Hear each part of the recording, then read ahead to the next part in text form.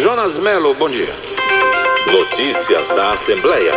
Jonas Melo. Muito bom dia a você, Renato. Bom dia, deputada Eliane Novaes. Bom dia, Cecília. Bom dia aos milhares de ouvintes que sintonizam o Jornal da Clube na manhã desta quinta-feira, 18 de dezembro de 2014. Hoje tem votação na Assembleia Legislativa do Estado do Ceará. Inclusive, o deputado... Ontem não teve votação, não teve. Para hoje e para amanhã. Exatamente. Para limpar a pauta, daqui a pouco a deputada vai falar sobre isso e também fazer um balanço das suas ações aqui com a gente no Jornal da Clube. Mas já você, Renato, e aos ouvintes, que o Ivo Gomes, irmão do governador, que é deputado estadual, ele está pedindo à Assembleia Legislativa para manifestar o Ministério da Justiça e as TVs locais oposição à exibição de programas policiais durante o dia. Isso para proteger crianças e adolescentes contra a espetacularização do crime e da violência.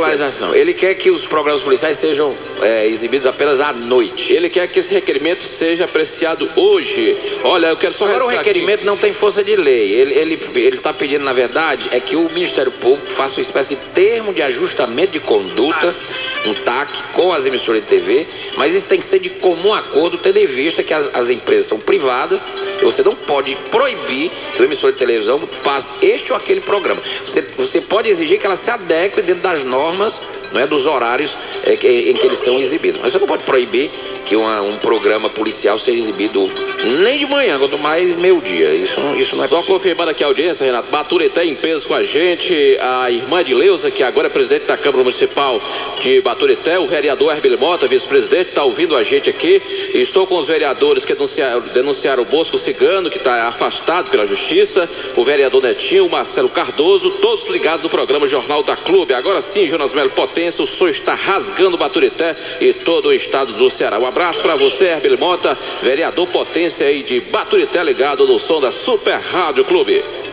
Muito bem, Jonas, eu já estou aqui com a deputada Eliane Novaes, vou para o intervalo e volto com a deputada. Deputada, bom dia, fale só aqui para os ouvintes. Bom dia, deputada. a todos. A senhora que já veio da Assembleia, já foi lá. Isso, já fiz a minha inscrição pela manhã, estou aqui para participar desse importante programa e prestigiando assim Renata Abreu e Jonas Melo aqui nessa rádio. Já nós vamos falar e eu vou perguntar à deputada o seguinte, se ela vai ser candidata a prefeita de Fortaleza ou não. Já ela vai responder. 7h25.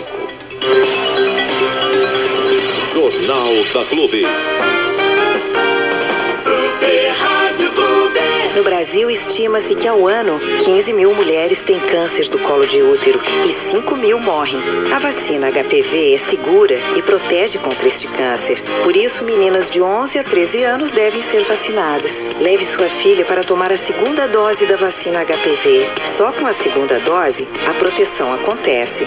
Fique atenta ao período de vacinação na escola da sua filha ou procure uma unidade de saúde. Ministério da Saúde, Governo Federal. Não deixe água acumular, faça essa parte pra ajudar. Jogue no lixo embalagens, garrafas e potes. Vamos todos colaborar.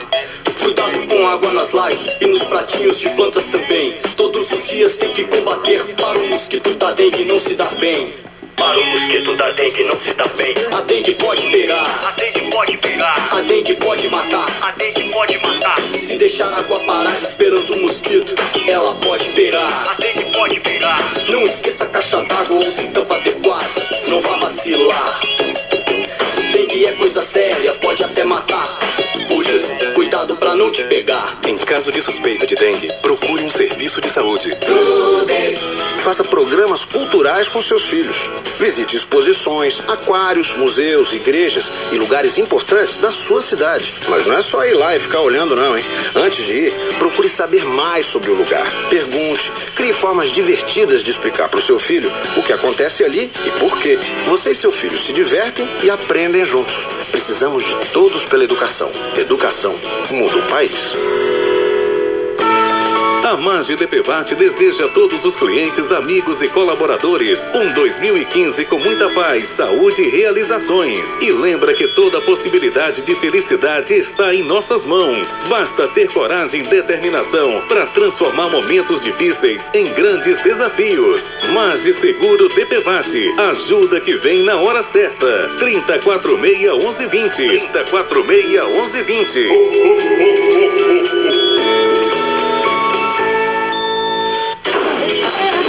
Eu só vou pra cama, só durmo se estiver com o rádio ligado, senão eu não consigo dormir, na verdade. Só durmo ouvindo música, ouvindo rádio. O rádio é assim, faz parte da nossa vida. Ah, eu amo rádio. Ouça a Rádio Clube em qualquer lugar pela internet. radioclubece.com.br. Quando perguntarem que rádio você ouve, responda Clube CYH 585, 1200 kHz. Rádio Clube Fortaleza. Quem tem clube, tem tudo. Quem tem clube, tem tudo. Super Rádio Clube. Jornal da Clube, ligando todo o Brasil com a notícia. Jornal da Clube, com Renato Abreu e Jonas Melo.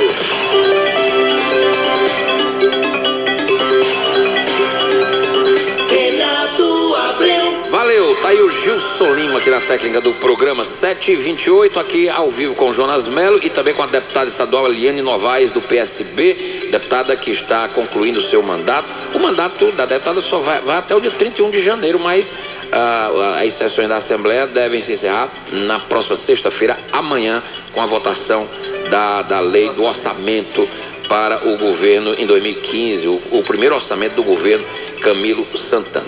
E nós convidamos, eu e o Jonas convidamos a deputada para fazer um balanço pela importância do mandato da deputada, pela coerência da sua participação enquanto deputada, pela contribuição que a deputada dá ao debate político.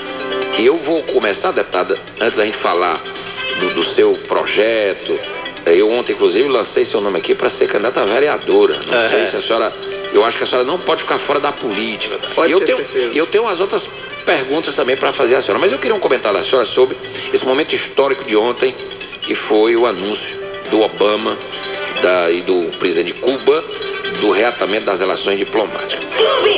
Eu fui um estudante que na nossa época, na universidade, a gente sempre militou no movimento de esquerda, na luta contra a ditadura. Então eu fui forjado na faculdade, deputado, lutando contra a ditadura, pela Constituinte, pela Direta Já, né, pelas amplas liberdades democráticas.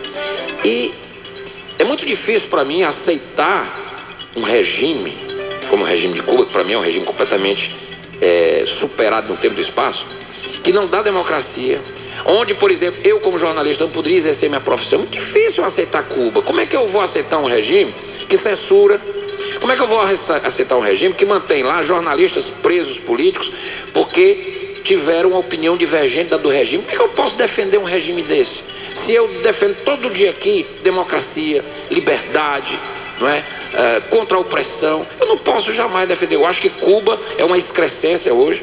Cuba é um entulho da Guerra Fria e que essa aproximação com os americanos, que de certa forma vai integrar Cuba ao mundo civilizado, nas relações diplomáticas e comerciais, vai acabar esse embargo, isso é uma questão de tempo, que Cuba também possa evoluir para viver um momento democrático, para que seu povo possa participar ativamente. Afinal de contas, a revolução já fez seu papel.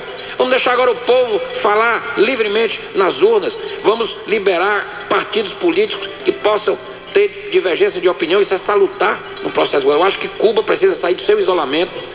E eu acredito que o que a gente viu ontem é o caminho para que Cuba, né, a Revolução Cubana tem seu lugar na história. Mas Cuba não pode mais continuar esta nação que ainda mantém 100 presos políticos em Cuba, inclusive com violações de direitos humanos, e nós não podemos aceitar isso. Mas eu queria ouvi-la, deputada. Embora a Revolução Cubana, com toda aquela questão romântica daquela época, tem seu lugar na história. Mas os tempos são outros, né, deputada? Bom dia, um prazer tê-la aqui. Bom dia, Renato Abreu, novamente, Jonas Melo, todos os ouvintes da Rádio Clube. Estar aqui nessa manhã para a gente é um prazer muito grande. E o Renato Abreu abre o seu programa com essa reflexão. Ontem nós vimos uma cena que há muitos anos esperávamos assistir, que é exatamente essa reconciliação entre os Estados Unidos e Cuba. Então, o presidente Obama, inclusive, falou em espanhol. Foi. Nós todos somos americanos. Então, foi um momento, um marco, né, na história. Acredito que o isolamento de Cuba, né, nós estivemos lá em abril. Você esteve lá? Estive lá esse ano, em maio. Um país sucateado, né? 1º de maio, o país ainda, né, requer muitas melhoria da infraestrutura, existe esse sentimento, né? A embaixada americana fechada lá, então esse grande isolamento que houve por parte de Cuba.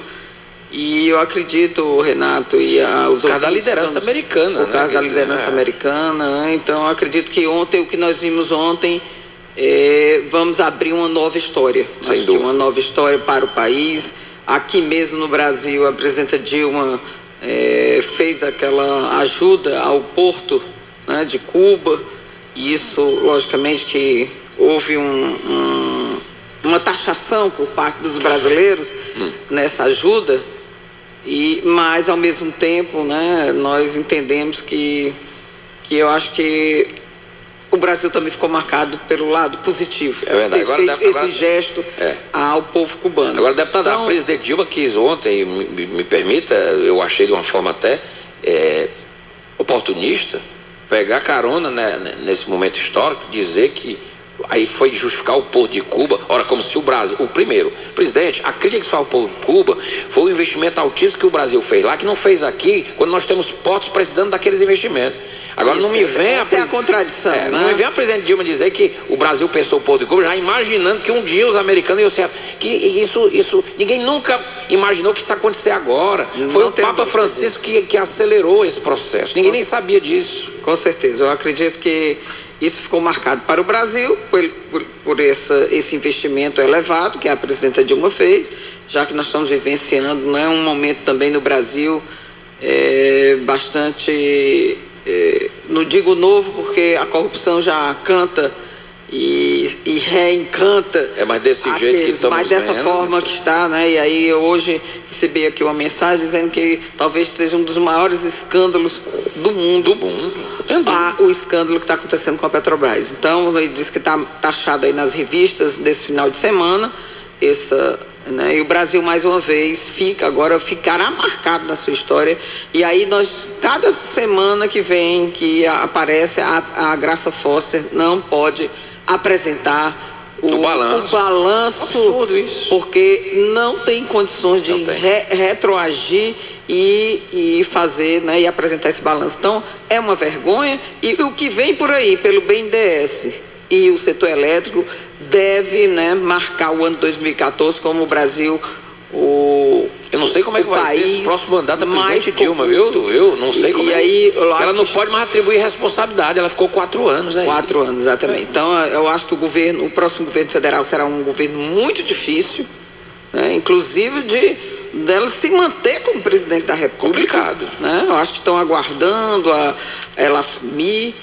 O povo brasileiro não aguenta mais, e com certeza essas manifestações que estão ainda nos bastidores, elas devem acontecer após a eleição, a posse da presidenta Dilma. Então nós estamos vivenciando um momento completamente, né, desfigurado. O Brasil está completamente envergonhado, passando por esse vexame, mas o vexame tem uma repercussão enorme, porque nós mexemos na maior estatal do nosso Brasil, e nós estamos que hoje só vale a metade do preço que valia. As ações da Petrobras, né, praticamente um valor completamente irrisório, e que o povo brasileiro está completamente arrasado com essa situação. Mas vamos agora dizer que também eu acredito que o governo do Camilo, né, o próximo governador eleito, também não vai ser fácil, porque se você fizer um relato dos 8 anos do governo Cid, a maioria das obras tiveram a interferência do governo federal.